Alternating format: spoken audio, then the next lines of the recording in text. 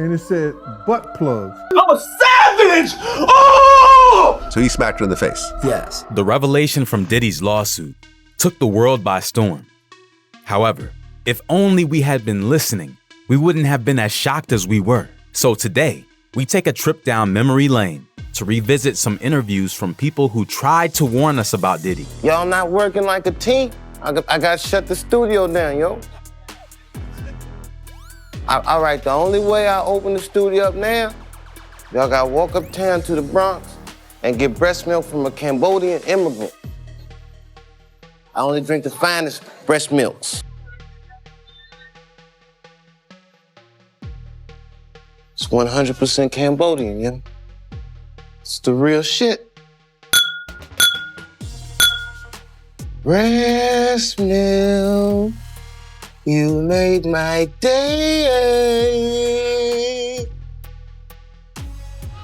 Dave Chappelle. Dave Chappelle is known for his sharp social commentary, and he didn't spare Diddy when talking about the shady practices in the music industry. In one of his stand-up routines, Chappelle joked about Diddy's reality show, Making the Band. But if you look deeper, his humor had an edge of truth. Chappelle was hinting at the power Diddy wielded and how he manipulated people for entertainment and profit. Yeah, I made it inside the house. You did good.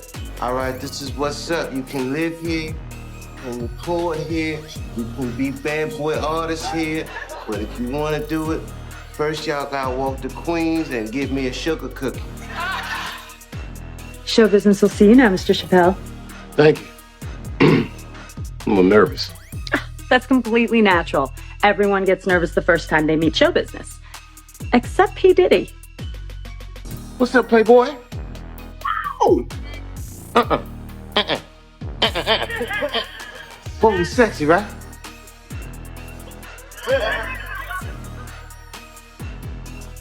Chappelle later referenced the toxic culture in Hollywood that mirrors what Diddy's been accused of. In hindsight, Chappelle's jokes were more like warnings, masked with humor. It was completely outside of my frame of reference. I've been in show business since I was 14, and I've heard the stories of what happens, and I've seen these kinds of things play out in front of me. Okay. When you say you heard the stories, what do you mean? What stories? I mean, you see it before. Look, Mariah Carey made a $100 million deal, and 3 months later, she's all of a sudden mysteriously crazy. Or Martin Lawrence punches through, and he's waving a gun on the street screaming, "They're trying to kill me." Yeah, we hear those stories. And it always happens around the time of their career where it seems as though they're crossing over the next plateau. Yeah. Would you say you lost your mind, sort of? No, not exactly. Okay. I wasn't crazy, but it's incredibly stressful. Yeah. And I felt like in a lot of instances, I was deliberately being put through stress. Diddy's ex-bodyguards. Much earlier this year, before the Diddy case got this heated, his former bodyguard, Roger Bonds, came up on social media to talk about Diddy. It was during an interview on the Piers Morgan Uncensored show. He told us that Diddy had been violent with women on multiple occasions. He wasn't new to it. In fact, he said he'd seen it happen over and over and over again with different women. Piers Morgan wasn't the only one he shared this with. He also told DJ Vlad. You had been with Diddy for 2 years at this point. Leading up to this, had you seen any sort of violent altercations from Diddy? I seen him get into arguments. I seen one altercation. It was a young lady, I believe her name was Erica. Okay. And that was his girlfriend at the time. I seen them get into one big fight. At this time, I'm basically rather new. You know what I'm saying? So I didn't step into the situation, but the situation also didn't escalate to stomping out or beating up. It was basically an argument that turned into a smack, and then they went upstairs. So he smacked her in the face? Yes. Open hand? It wasn't closed hand, yeah, it was open hand. Okay, how did she react when she got smacked? Nah, she was a very timid, and she worked for Sean John. So being that she worked there, it was but so much she could do. And they was together for quite a while. Now, this was the first situation that you knew about between Kim Porter and Diddy, but it was not the last. Right, it wasn't the last. How many fights did you see, physical fights, did you see between Kim Porter and Puffy? I seen 3. 3? Yeah. Okay, and that's the first one? That was the first one. Name me the other 2. The other 2 was one time when we went to Kim's house and Puff was banging on the door, banging on the door, banging on the door. The rumors were that she was inside with a guy and he was like, yo, we not leaving here. We not leaving here until I get in this house. And I was like, yo, it's 12 o'clock at night, Puff. What are we doing? He was like, yo, she's in the house. She's in the house. So about 1:30, 2 o'clock, I looked at him and said, yo, we gonna get locked up sitting outside. Because we was in Toluca Lake. Yeah. And he was going around to every window trying to get in and everything else. So the next day when they got together, they went into the room and I heard some tussling and stuff like that. I didn't actually see what was going on, see what was happening. And then it was another time that I explained earlier that we were at the Beverly Hills Hotel. What type of argument they got into, I don't know. But he said, yo, get out the car, Barnes. And I got out the car.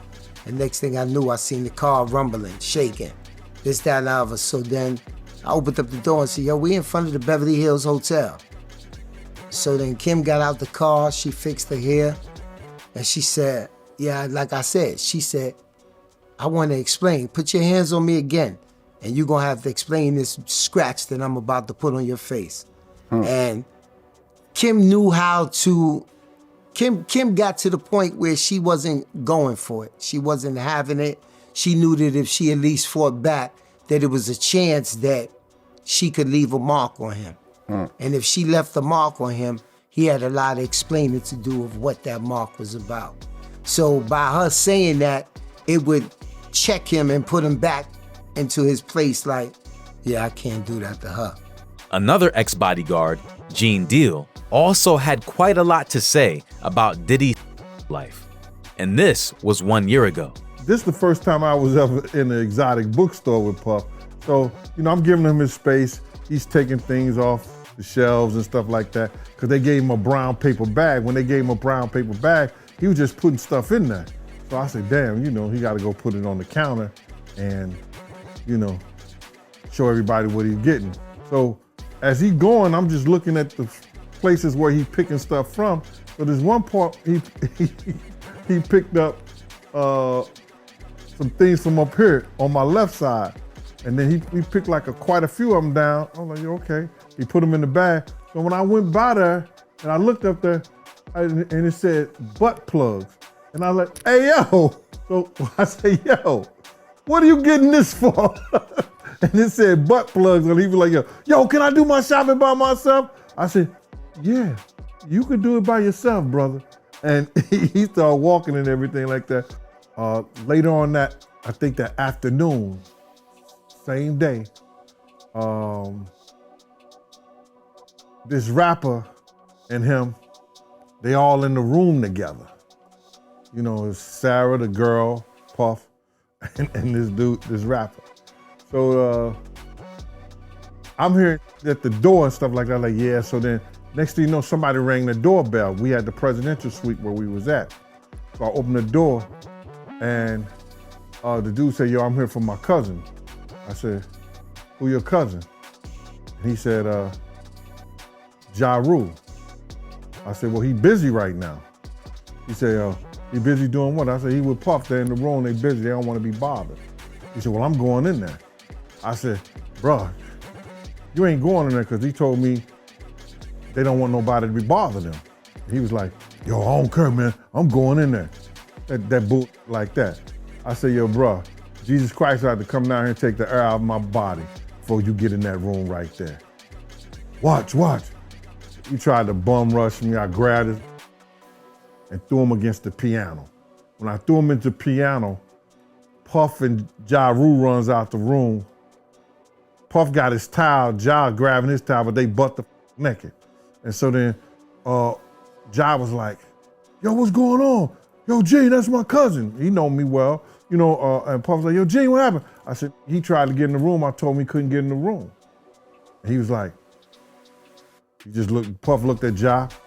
He said, yo, Ja said, you ain't want to go in that room because there's a lot of freaking going on? So I was like, oh, he said it was a lot of freaking going on. So that was basically that story, man. Suge Knight. Suge has never been one to hold back, and he certainly didn't when it came to Diddy. The tension between the two started long before anyone knew what was really going on behind the scenes. Suge threw plenty of warnings our way, some subtle, some not so subtle. One of the most famous moments was during the 1995 Source Awards, when Suge famously put Diddy on blast for his questionable management techniques. First of all, I'd like to thank God. Second of all, I'd like to thank my whole entire Death Row family on both sides, you know what I'm saying? I'd like to tell Tupac to keep his guards up. We ride with him.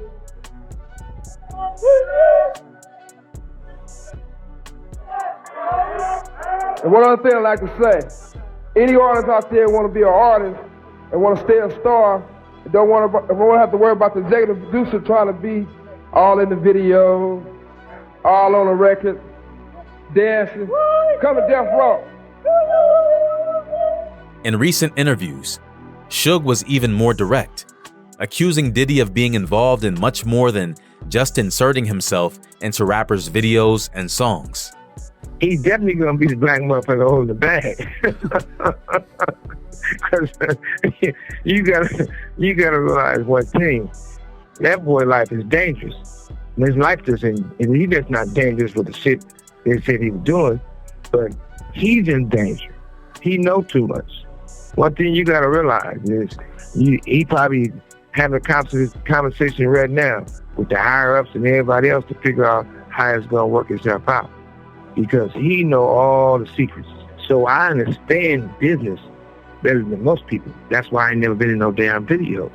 These guys is smart enough to be humble, but wide enough to be aggressive tough. So when Puffy challenged him, and they knew Puffy lived in the glass house, his house came tumbling down. First of all, you gotta start with at the top. You starting with the top. Clyde Davis, Russell Simmons, Andre Arell, Jimmy Iovine. Even if you take Jimmy Iovine, he had an allegation from him, same thing, he went away. They got all the tapes. And the sad thing about it, I don't like mentioning Usher, I don't like mentioning Justin Bieber, I don't like mentioning all these people that everybody know what time it is. They used to have these guys, they used to call it the boiled egg test.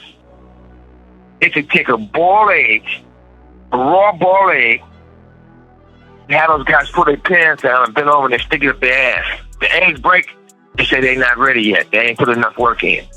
This is Hollywood. Listen, and also, have you ever been to any Puffy parties? No. You sure they had a long time to think about it, but if you haven't been in those butt naked parties, even some of the preachers been in those parties, and they wasn't on their knees praying for God. See, they was praying for somebody to have come real quick or something, but I wasn't there, but there's proof of it. But at the same time, everybody want to look around and act like something going on that wasn't right. It's the facts of life in the industry. Kanye West. Kanye warned us about many things, especially in the hip-hop and Hollywood space. But due to the image the media painted of him, it wasn't always easy to separate truth from crazy. It's not surprising that we missed the red flags he waved about Diddy. 10 years ago, Khloe Kardashian talked about attending one of Diddy's famous parties and threw Diddy under the bus because she outrightly told us that everyone was at Diddy's party, but we missed it. So who was with you this weekend? A bunch of my friends. Diddy, Quincy, Justin Bieber, so far so good. French Montana.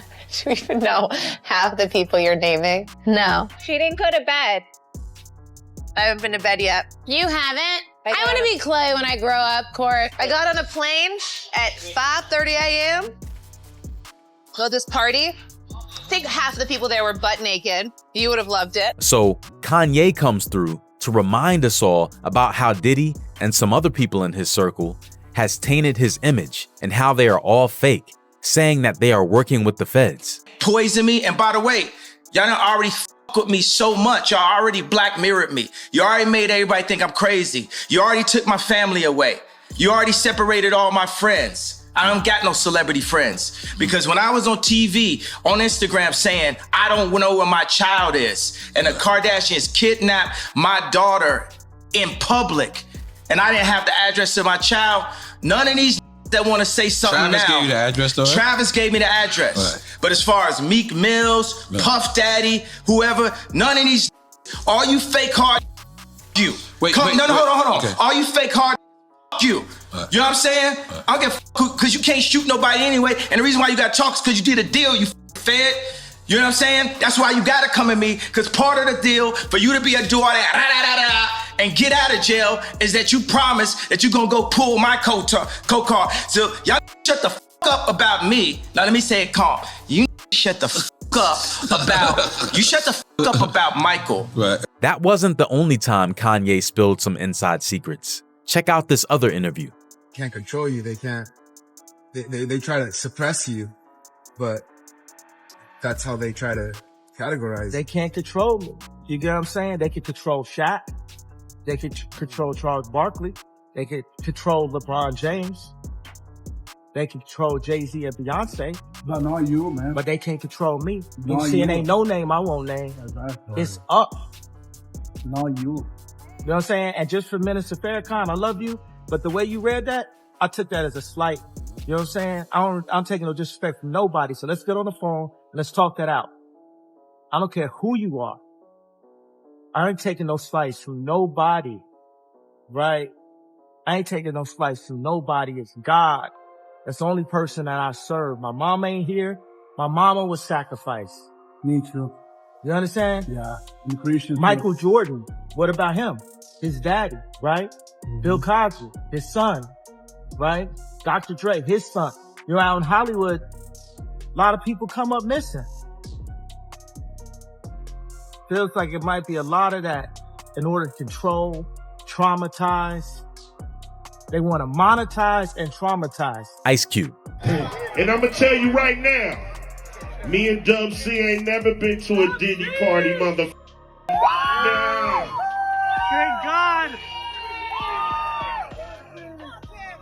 You ain't got to worry about us on them motherfucking tapes. Ice Cube's beef with Diddy didn't start publicly, but Cube was always wary of the entertainment mogul. In several interviews, Cube dropped hints about how some record executives, again, without naming names, take advantage of younger artists. While Cube was a leader in the West Coast versus East Coast beef, he eventually distanced himself from the violence, but not without calling out industry figures who, in his words, profit from the chaos. Who benefits and profits off our bickering in our division? You know, it's like follow the money. I don't know their names, Bill, but if you follow the money, you go high enough, you start to see. And what a lot of artists are frustrated with this kind of music making. You know, a lot of people, feel like they're being controlled by the label. This is how they do it. Telling you what songs to sing, what hooks to do, what songs, you can do your song, that's fine. That's an album cut. But the single is what we all say is the single. Puff Daddy to me is like what's them dudes who run the 3-ring circus? The dude that come out and, just the ringmaster. Mm-hmm. I guess he the ringmaster because, he do it big and he always put on a show. So Puffy is the ringmaster to hip hop. Aubrey O'Day. Aubrey warned us about Diddy in 2012 to one of the former presidents of the United States, Donald Trump, but we all missed it. I am a very strict and focused businesswoman because working for Diddy for 6 years trained me to have to be perfect. Working for Diddy? Absolutely. I love Diddy. He's a good friend of mine. He's a good guy. He expects... Is he a good guy? I don't want to answer that question. Oh, wow. I think he's a good guy. I'm going to stick up for him. In a 2019 Variety interview, O'Day provided more specifics. Speaking about her time on the Diddy-produced Making the Band, a few months later, she told us she got fired because she had refused to dance to Diddy's demands. I wasn't willing to do what was expected of me. Not talent-wise, but in other areas. it's difficult when you're that young to understand your worth as a woman through the men that I was around, and that was very traumatic. I don't think any of us have healed from that. Diddy would be like, you're not hot anymore, like what happened? You don't have anything, like you don't have any curves. You're looking like you're not looking like, I can't get people to think that you're my good looking person. And there was no Me Too at that time. There was no protecting anyone at that time.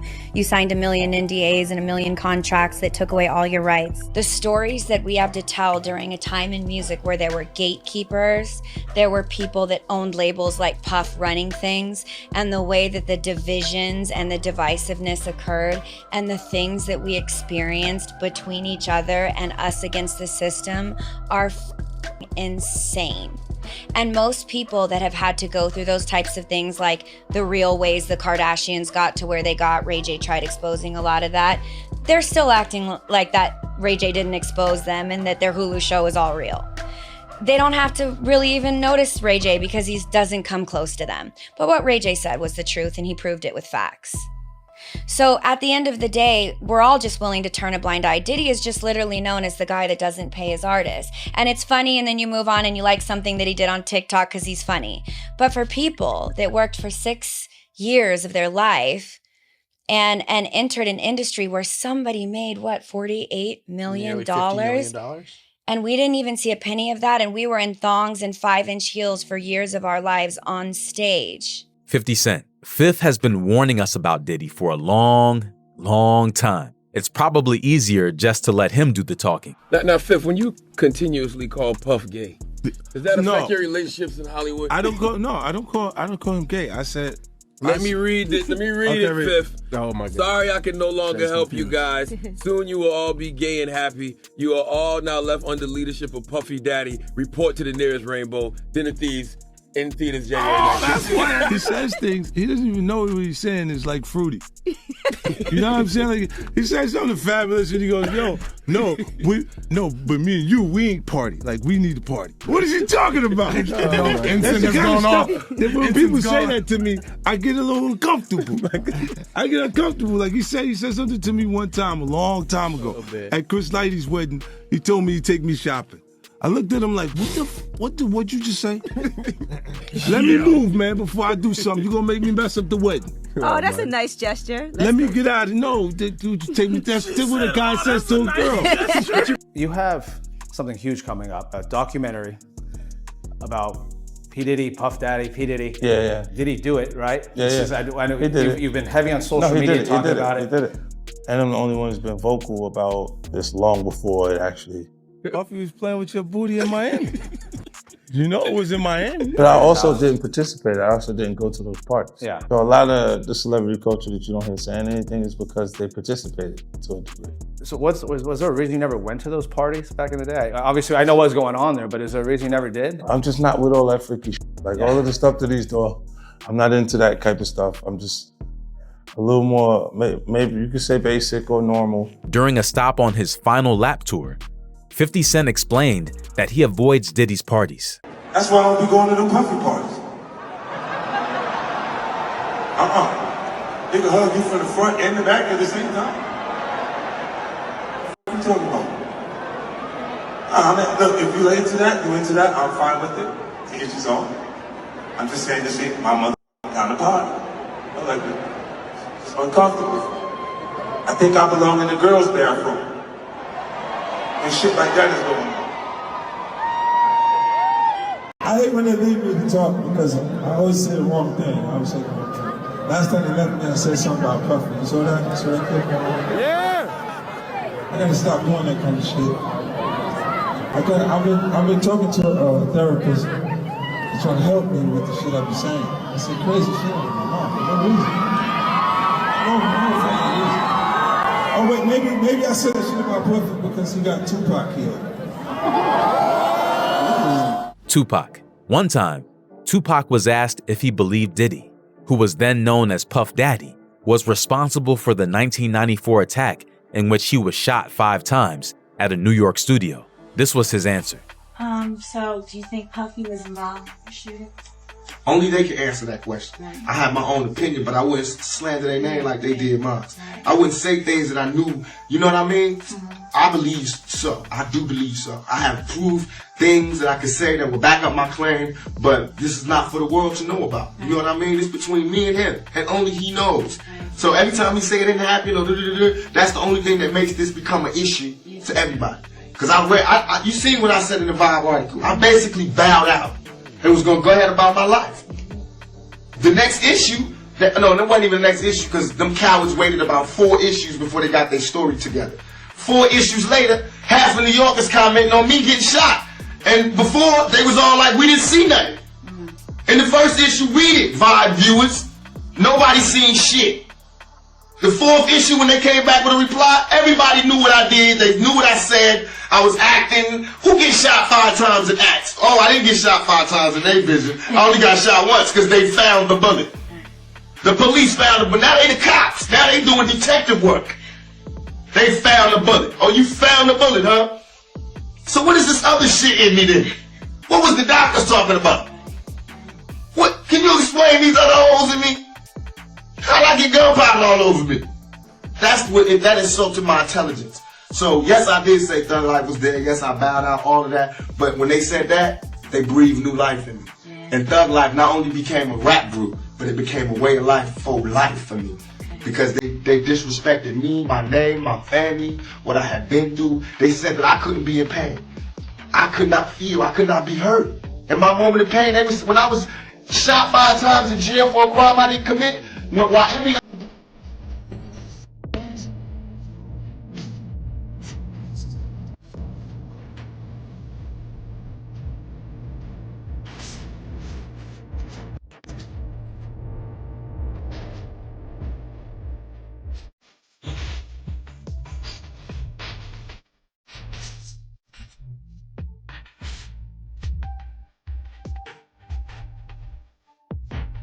He knew Diddy was after his life.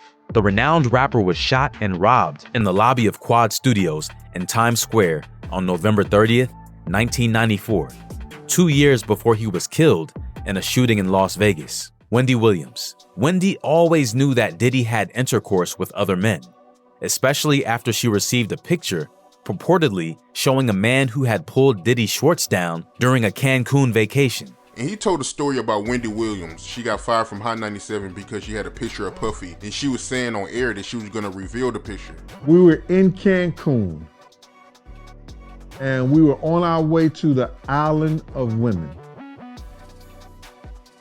You understand? And this is all it was, bruh.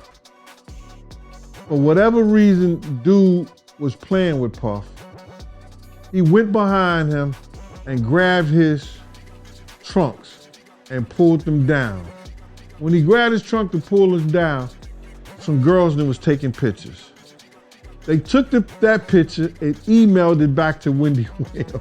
Wendy Williams said she had him in a compromising position and like it was or something like that. So they stopped her from putting it out. But be very clear, there were lots of homosexuals in hip hop back in the 80s too. That was, what's worse, hip hop wearing skirts or hip hop being closeted and having a plethora of kids to prove manhood that, and denial of something that you shouldn't have to deny, which is your sexuality. Mm-hmm. So I hear what Jamar is saying, but we come from a very homosexual era of hip hop as well. There was a radio personality once upon a time. Her name was Wendy Williams, and she was practically burned at the stake for talking about such. And now it's all come full circle. There were many situations, none of which to talk about, but there were many situations back in the day in my career. And it's all coming full circle now. Gene Deal claimed in a 2022 Art of Dialogue interview that Diddy forced Wendy out of her Hot 97 position before she could respond to the picture on air. Wendy had somehow shown people that email. Puff told Hot 97 if they didn't get rid of her, you understand, before he got back in New York, that they was not going to get any music from any of his friends, any of the record labels executives that was cool with him, everybody was gonna boycott their station. We was out in LA for about 3 days before we landed back in New York. Wendy Williams was in the radio station in Philly. It was over for her. Usher talked candidly about living with Diddy at 14 years old in a 2016 Howard Stern interview. He gave us the impression that there was something much darker going on at his home, even though he made it sound like a blast. Usher claimed that very curious things were taking place and that he didn't understand what he was even looking at. I moved to New York City and I lived with Sean Puffy Combs for a year. That's the crazy thing. Now, that was L.A. Reid's idea, right? We're sending you New over York to City. something called Puffy Flavor Camp. There you go. To learn Flavor Camp. Yeah, Flavor that's what it Camp. was called. And you're going to go to Puff Daddy's. He's going In the 90s, do you understand what that's like? Puffy's place was like just filled with chicks and orgying like nonstop, right? No, not really. Come on. But hey, it was curious. I got a chance to see some things. Yeah, but you were 13. What were you seeing? I went there to see the lifestyle. Right. And I saw it. And it was but I don't know if I could indulge and understand what I was even looking at. It was pretty wild. It was, So nobody it was crazy. tried to, some woman didn't come along. I didn't say that. Okay. I didn't say that. What I did say is that there were very curious things taking place. And I didn't necessarily understand it. The most significant statement made by Usher was that he wouldn't want his kids to go to Puffy camp like their dad. You know what I mean? Does he have you doing any chores? Are you doing dishes at all? I mean, to keep you humble somewhat? Or are you just like, can you stay up till 4 a.m. with them and party? I mean, I could. I actually stayed up longer than them. And do you have money? What's going on? I mean, I had like per diem. Yeah. I had like, What like a a living. life. Yeah, it's pretty crazy. 14 years old. You're a dad now. Would you ever send your kid to Puffy camp? Hell no. See? The relationship between these two was super weird. Yet for some reason, no one thought that there was any problem with this. Hollywood and everyone else just turned a blind eye and let all these things happen. Usher look like he fresh off a goddamn plane. Usher Fresh off the garden stage. That's my brother right here from day one. We used to wake up and, pause, but like, check this out. I mean, back in the days when he was like 10 and I was a little bit older, his older brother, we used to fight over the Frosted Flakes. You know what I'm saying? Before pause was invented. You know what I'm saying? But it's my brother for real. We used to actually wrestle off of the Frosted Flakes because he used to always get up early with me. Now he's one of the richest stars in the world. And I love him. what the fuck did Puff just say? Mase. Yo, I did this. Told my he want receipts. Let's start with your mother. Your mother got the receipts. Everything is in your mother's name. That's the one who got the receipts. You need more proof? Biggie ain't here, so Big can't give you no receipts. He dead. Craig Mack can't give you receipts. He dead. What are you talking about? Who else? Black Rob can't give you receipts. He dead. And everybody else you made sign paperwork so they can't talk about what I'm talking about. I'm the only one with the guts. You're not signing. Because I ain't need the money. All money ain't good money. Remember that. Remember that. Mase has been one of the most vocal critics of Diddy for years, and he's been dropping warnings for a long time.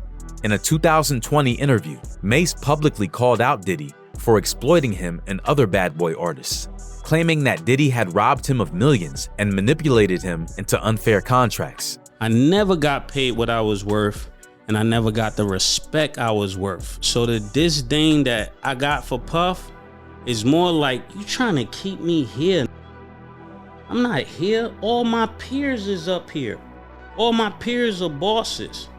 When it's time, just like somebody raised somebody up, you know they did work with you, they go from your little man to maybe A&R to something else. He just kept trying to keep me right here like he didn't want me to grow at anything. And to anybody, is that gonna bother you? Yeah. Especially Absolutely. if I'm producing the work. Yeah. Puff would go out and party, and I would be in the studio writing the records, and then I just come back and say, he'll say this is his part or that is his part, but I was the person there creating it all.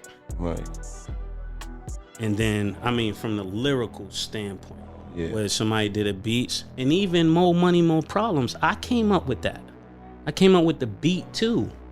And I said, Stevie, we need to do this beat and do it like this. So just imagine all of these moments that are taken from you, the records, the beats. You ain't getting the money, you ain't getting the publishing, you ain't getting the respect. You know what would come with doing that, but everybody is letting you get away with it. Everybody. So me quitting after one album, it didn't take long for me to figure it out. Like, I'm not gonna be here with this. I don't care who's here, because you're not paying me and you're not respecting me. Then there's people that try to do bodily harm with me. They will be in the house with Puff. So I'm like, it's a funny game y'all playing behind the scenes. So when people see me, they just see me turned up. They just see me agitated. They just see me aggressive, but they don't know why. So now my head is bugging, like, what's really going on? Because every time something happened to me, it's somebody that's with him. But this is supposed to be the I'm signed to. This is supposed to be who I'm getting money with. And I gotta say this, because when people see me irate and they see me aggressive, they wanna, oh, what is Mase doing? Mase is bugging. No, it's a point you get to that you like, yo, I can't let you play, because you playing now dangerous games. So imagine somebody doing that and then they over there talking about brother love. Imagine how you feeling, bro. So if you look at the people who hate on me, right? They're from Revolt shows. Who run Revolt? The people that had the biggest problems with Mase and write the craziest stuff about Mase come from Revolt. So answer that though, since we really talking. Puff run Revolt. Diddy run Revolt. Yeah, he run Revolt. Right. So when I hit him up and I say, yo, you got people every time they trying to discredit my name, you don't think that blocked me from other deals? You don't think that blocked me from other monies? Mase has repeatedly accused Diddy of being a hypocrite, pointing out that while Diddy preaches about black empowerment, he's been exploiting black artists for years. Despite all the red flags Mase raised, many in the industry continue to work with Diddy, ignoring the truth he tried to expose. Justin Bieber. What's up, man? You good? I'm good. How are you? All right, young brother, everything's good? Everything's Selling great. out arenas and everything? Starting to act different, huh? You ain't been calling me and hanging out the way we used to hang out. Another young boy that got wrapped up in Diddy's weird lifestyle, and he came to regret that decision after. Fans of Justin Bieber have now asserted that the 2020 song, Lonely, which is taken from his Justice album, contains references to his supposed meeting with Diddy. Among the track's lyrics are, "And everybody saw me sick, and it felt like no one gave." They criticized the things I did as an idiot kid. So check this out, yo. Justin, you ever seen the movie 48 Hours? Right now, he's having 48 hours with Diddy, him and his boy. They're having the times of their lives, like where we hanging out and what we doing. We can't really disclose. I have been given custody of him. He's with me, so and we gonna go full crazy. A man after my heart. That's what I'm talking about. Recently, Justin has come forward to explain some of the traumas that he has been through from his time in the industry. You can tell some bad things have happened to him. I think that I was just, living in this shame, living in all this sort of stuff of my past, and I wasn't able to move on. Do you think the person that the you of then was on a path of self-destruction? Oh, for sure. Yeah, I would have, for sure, 100%. Yeah. It would have been no bueno. It was bad. I don't know if I'd be alive, for sure. It was dark, but I want to definitely tell my story so that if that resonates to anybody, that they can hopefully learn from it. Think about how young I was and so impressionable. And you have everybody telling me how awesome I am at all times, and I just want people to understand the psychology behind why I potentially could have problems in my life. So yeah, thank you for being here and helping me tell that story. But yeah, just protecting those moments, because people take for granted encounters, and I just want to protect her, I don't want her to go through anything I went through. I don't wish that upon anybody. Yeah, if she ever needs me, I'm just a call away. I want people to take a look at my story, and hopefully my words can make a difference. Swag. Swag. You see that? You see my hand right there? That's pushing the hate back. There's a lot of hate sometimes. Right, yeah. Swag. Swag. Swag. Try it. So this hand? Yeah, hand. Okay. This hand. Push it back like you're pushing the wind back. Swag. Ooh. You got it, son. You got it. That's right, my boy Bieber, official member of the Dirty Money crew. We're out. Peace. All right. Cat Williams. Be gay in Hollywood, you never expected. They be having these big ass mansion parties, and the mansion party, the whole mansion is a party, and then it's a separate party in the little rooms. I ain't been famous that goddamn long. I'm excited than a mother be at the mansion party. You be looking in all the goddamn rooms, and you around and look in the wrong room and shit. Come here. Is that two kissing? It wasn't until recently that his words actually stuck. When Williams sat down for an interview with Shannon Sharpe, people really started to listen to what was being said about Diddy. In January 2024, that would only come to be more pertinent. Exhibit had his own brush with Diddy's questionable practices. In a 2016 interview, he revealed how he felt uncomfortable after being invited to go out with Diddy and what occurred that night. According to Exhibit, the vibe at Diddy's events was off, with things going on that made him rethink being involved in those circles. I heard you tell a story before about how Puffy, he took you to a club before and you seen a whole lot of men kissing and you seen a whole lot of weird stuff going on. You know, you seen a whole lot of gay stuff going on. If you don't mind, man, what's the backstory behind that? Yeah, what happened? Nah, I mean, well, as a single man, you know what I'm saying? I have no shame in my game with that. You know what I'm saying? So that's where I was at the time, and we went to Florida. We got invited to a Puffy party, the New Year's Eve party. Went to the party. You know, all dudes? Yeah. Nah, it was actually a good party. You know what I'm saying? It was on South Beach, right? Right. Puffy calls me outside. He's like, "Hey, man, you know that girl you know about the girl you?" I was like, "Yeah." She videotaped you with fingers in the booty. That's a new movie. movie. What I'm saying? I was The like, Devil what? Sucks Penis. Yeah, what the f*** are you talking about? Rewind. So Puffy tells you that she will videotape you with fingers in the booty. And I was like, what the f*** does that mean? Yeah, what does that mean? Confession. So then I go back in the house and I ask her, what the f***? So then she say, I told him what he told me, and she was like, oh, she started laughing like a mother. Tell you later. So then I was like, okay, well, I'm not going to make a big deal of it, whatever. I guess he's had some prior incident with her that he don't want nobody to know about. You know what I'm saying? So we get into the truck. He said, let's go to this club. So everybody following the car. The car is silent. You know what I'm saying? We get to this club, and then we walk in the back way. It's a VIP lounge. Ain't nobody in there. And then, you know, the club is going. It's all jumping. And then I'm sitting there with old girl. You know, we sitting there bopping to the music. And then she point over the corner. It's two dudes kissing. You know what I'm saying? I'm like, the f*** is this? You know what I'm saying? So I'm like, okay. Then there's girls in the club, too. And then she point in another direction. It's another dude over there, like, butt-ass naked dancing. You know what I'm saying?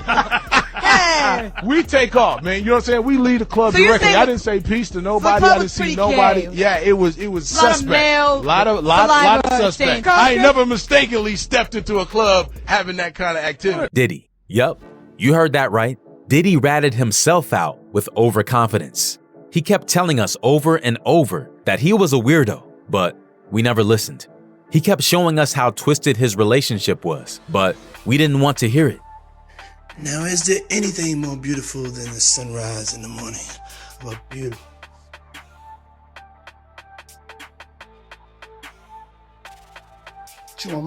What you gotta say now? What you gotta say now? You ain't got shit to say. When you put your girl on the snap, baby, yo, babe. I mean, shit getting weird. Come on, baby, it's hot outside. You wrapped up in that blanket. Let's go jog on the beach. You think I could book that for like the weekend of the 14th when the soundtrack comes out? If so, bump somebody. All right, thanks. All right, love you, man. Bye. I got my MTV out.